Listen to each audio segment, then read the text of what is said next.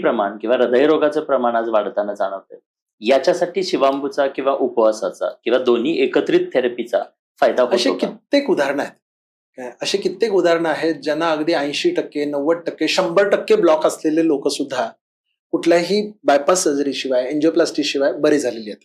आता ते कसं होतात? जनरली बघा की आपल्या रक्तवाहिन्यांमध्ये काठिण्य वाढतं. हे काठिण्य का वाढतं? अरबट चरबट खाल्ल्यामुळे, कोलेस्ट्रॉल लेवल्स वाढल्यामुळे, व्यायामाचा अभाव असल्यामुळे आपल्याकडे हे काठिण्य वाढलेलं असतं.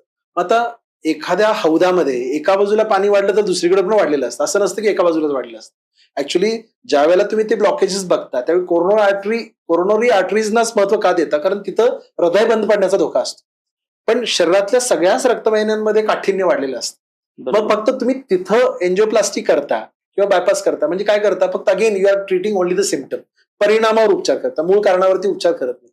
पुन्हा इकडची कुठली तिथं येऊन साठायला काही वेळ लागत नाही.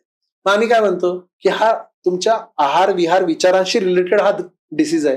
तुम्ही आहार बदला, विहार बदला, विचार बदला, तुमचं फायबरयुक्त अन्न घ्या, थोडंसं उपवास करून या शरीराची शुद्धी करा. ज्यावेळेला तुम्ही शुद्धी करता त्यावेळेला रक्तवाहिन्या सुद्धा सगळ्या साफ झालेल्या असतात.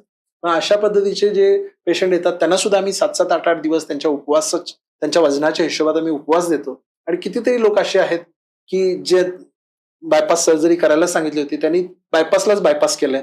4 महिन्यानंतर पुन्हा एन्जिओग्राफी केली, एखादी तर ते case ब्लॉकेज study? राहिलं. सांगा. अशा अनेक आहेत ज्याच्यामध्ये एक रणदिवे म्हणून उत्तर हुपरीचे आहेत. परवा आता एक रिसेंटली माझ्याकडे एक मिरजकर म्हणून आता सध्या ऍडमिट आहेत. 2017 मध्ये होते. ठीक आहे, त्यांना ब्लॉकेजेस होते. आज त्यांच्याकडे पुन्हा ते आता आलेत. कारण ते गेल्या 4-5 वर्षामध्ये त्यांनी आधीमध्ये काही फॉलो नव्हतं केलं. पुन्हा ते ब्लॉकेजेस आले म्हणून पुन्हा ते आले. आता इचलकरंजीची एक व्यक्ती आहे ज्यांना बायपास करायला सांगितलं होतं. आज कुठलाही बायपास न करता आता जिना चढायला येत नव्हतं, धाप लागायची. आता ते रायगड चढून आले. वा. ठीक आहे. पुन्हा एन्जिओग्राफी करून सुद्धा आपल्या आनंद कुंज नावाचं आपलं युट्यूब चॅनल आहे त्याच्यावरती बऱ्याचशा बरे झालेले पेशंटचे टेस्टिमोनियल्स आहेत. त्याच्यामध्ये प्री पोस्ट रिपोर्ट सुद्धा आहेत. पहिल्यांदा एन्जिओग्राफी केली, पुन्हा आपल्या उपचारानंतर 4 महिन्यानंतर पुन्हा एन्जिओग्राफी केली, कुठलेही ब्लॉकेज राहत नाही. म्हणजे you treat the root cause of the disease.